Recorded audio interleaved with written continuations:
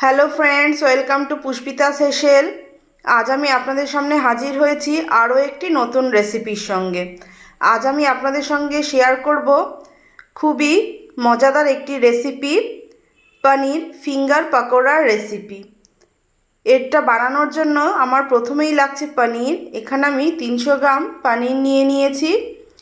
এবার এটাকে একটি ছুরির সাহায্যে আমি লম্বা লম্বা করে কেটে নেব।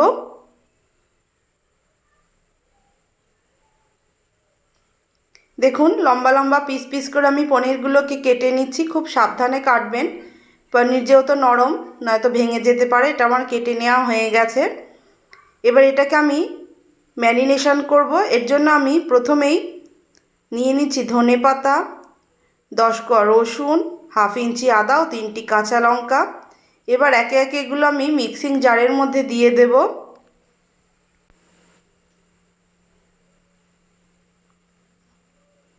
এবার এর মধ্যে আমি দিচ্ছি জল ঝরানো 100 গ্রাম টক দই, সামান্য পরিমাণে নুন দিয়ে আমি এটাকে খুব সুন্দর একটা পেস্ট তৈরি করে নিলাম। এগুলো আমি পনিরের মধ্যে দিয়ে দিচ্ছি।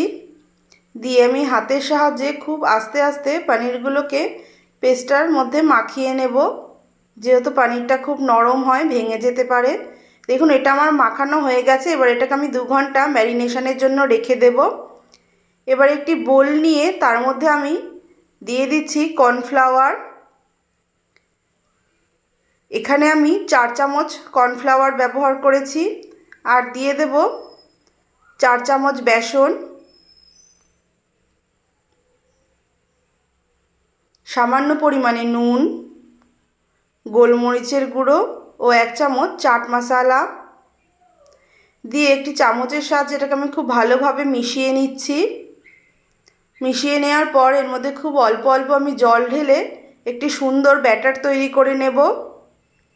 একবারে বেশি জল ঢালবো না, তাহলে এটা পাতলা হয়ে যেতে পারে। অল্প অল্প করে ঢেলে সুন্দর একটি ব্যাটার তৈরি করে নেব।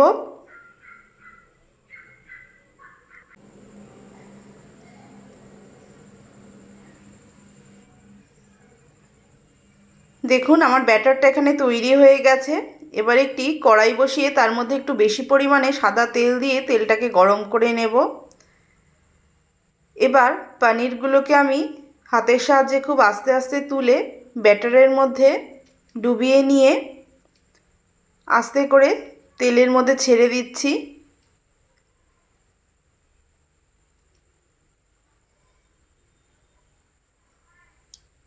প্রথমে একটা ছেড়ে দিয়ে আমি আস্তে করে এটাকে উল্টিয়ে পাল্টিয়ে নিলাম। তারপর একে একে আস্তে আস্তে একইভাবে অন্যগুলোও আমি ছেড়ে দেব। দিয়ে আস্তে আস্তে সবগুলোই আমি উল্টে পাল্টে নিচ্ছি। এটা মাঝারি আঁচে ভাজতে হবে, নয়তো পুড়ে যেতে পারে। দেখুন, মাঝারি আঁচে আমি উল্টে পাল্টেটাকে লাল করে ভেজে নিলাম। আমি ভালোভাবে তেল ঝরিয়ে একটি পাত্রে তুলে নিচ্ছি। একইভাবে অন্যগুলোও আমি ভেজে নেব। দেখুন, সবগুলোই আমার ভেজে নেওয়া হয়ে গেছে। তৈরি হয়ে গেছে আমার সন্ধ্যের স্ন্যাক্স পনির ফিঙ্গার পাকোড়া। এবার এটা আপনারা চা, কফি, যার সাথে ইচ্ছে পরিবেশন করতে পারেন। খেতে খুবই ভালো লাগবে। রেসিপিটি কেরম লাগলো অবশ্যই কমেন্ট করে জানাবেন। যদি ভালো লেগে থাকে লাইক ও শেয়ার করতে ভুলবেন না। নতুন নতুন রেসিপির জন্য চ্যানেলটিকে তাড়াতাড়ি সাবস্ক্রাইব করে ফেলুন। দেখা হবে আবার অন্য কোনো ভিডিওতে নতুন কোনো রেসিপির সাথে। সকলে ভালো থাকবেন।